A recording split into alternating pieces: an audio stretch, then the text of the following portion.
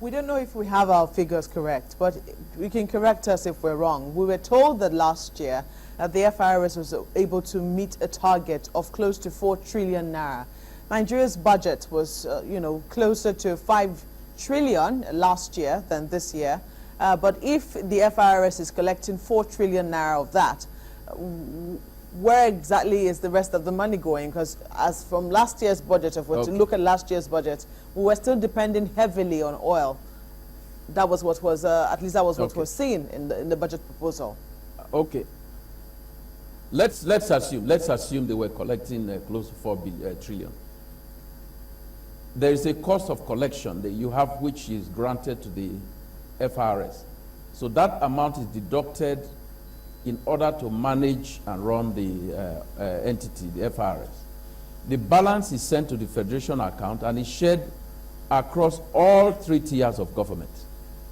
So what the federal government itself will receive at the end of putting it all down together, it will be a little bit under 2 trillion.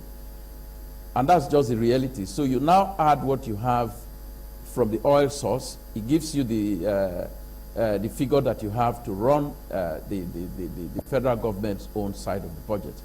States and local governments equally get their share from these monies you quoted.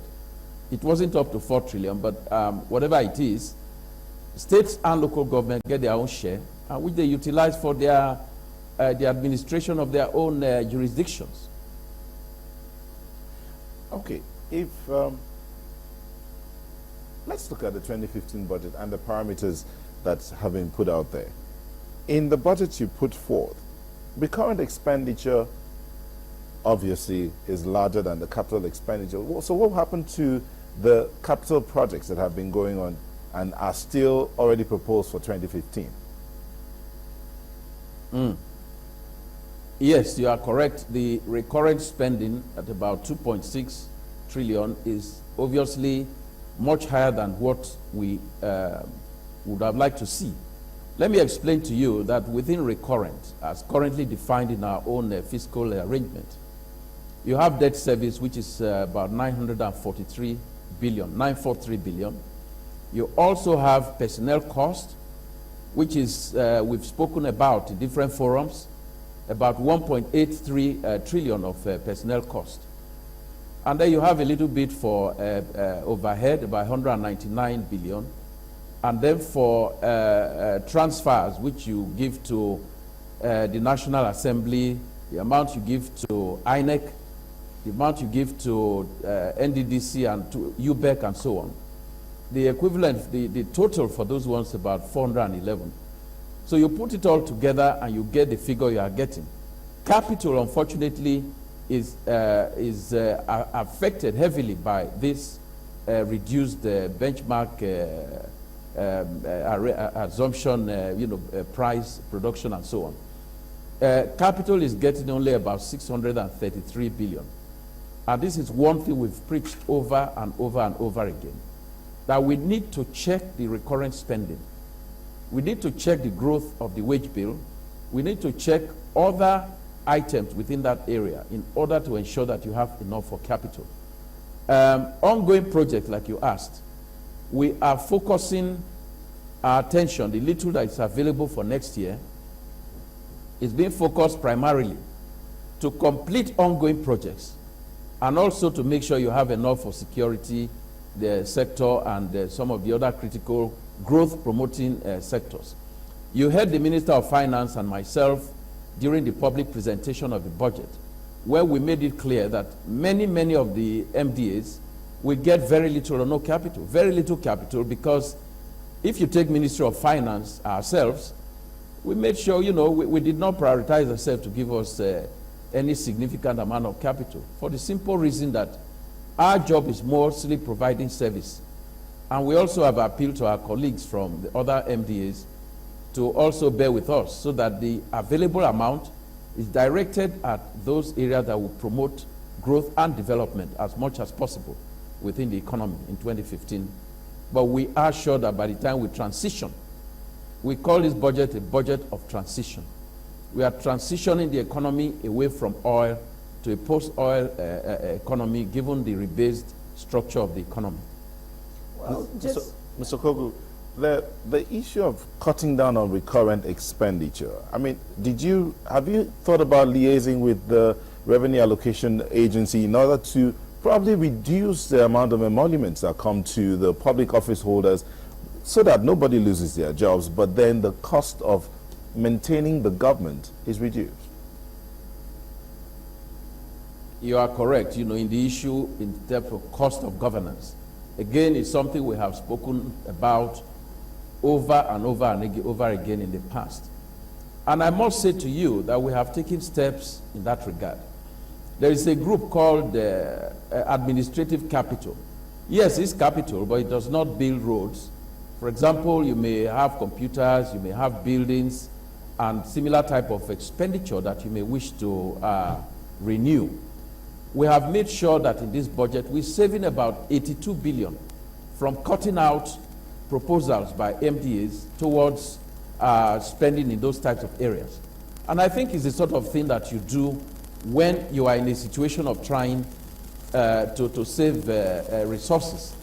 The actual emolument which you described, the amount of emolument that you pay to public office holders, they've looked at it in 2011 or 2012, when we faced a similar thing and we discussed it towards 2013. The total amount that you will save was going to be under 100 million. So some sacrifice was made on the directive of the president at that time, if you recall, that there will be that kind of contribution by public office holders, especially on the executive side.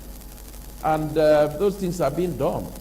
The major source of this, really, is the large number of, the increases we had since 2010, late 2010, in the wages of public servants.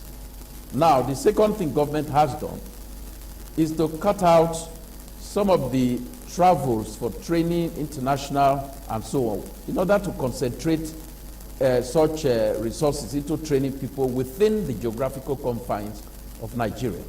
So we are making a lot of effort in order to balance these numbers. Okay, now just quickly though, you presented the budget proposal and you say that you also have a scenario-based planning. How is this going to work in your relationship with the National Assembly? Oh, it's been excellent because in moving the benchmark price from $78 originally proposed to 73 and then to where we are now at 65, I can tell you that we have interacted very, very, very extensively and intensively with the National Assembly, and we are really grateful for the cooperation we've received.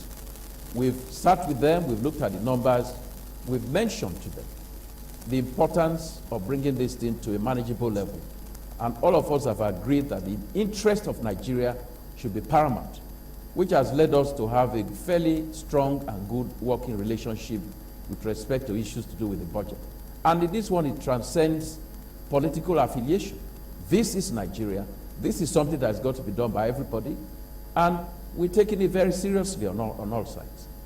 Mr. Okogu, just before we go, we're almost out of time. The issue of debt servicing, I mean, it was when your team came in, as you said earlier, that Nigeria was able to pay off her debt. Now, some will say that we accumulated so much debt, and it was at that time that oil was sold at about $40 or thereabout that we're able to pay our debt. What's the situation now? What's being budgeted for debt servicing? Or are we going to be able to pay off our debt even as the oil prices slip? Well, let me say that the current high level of debt service that you have at 943 billion naira for 2015 proposed, it's largely due to the increases in the wage bill that I mentioned, starting in late 2009 and stretching all the way.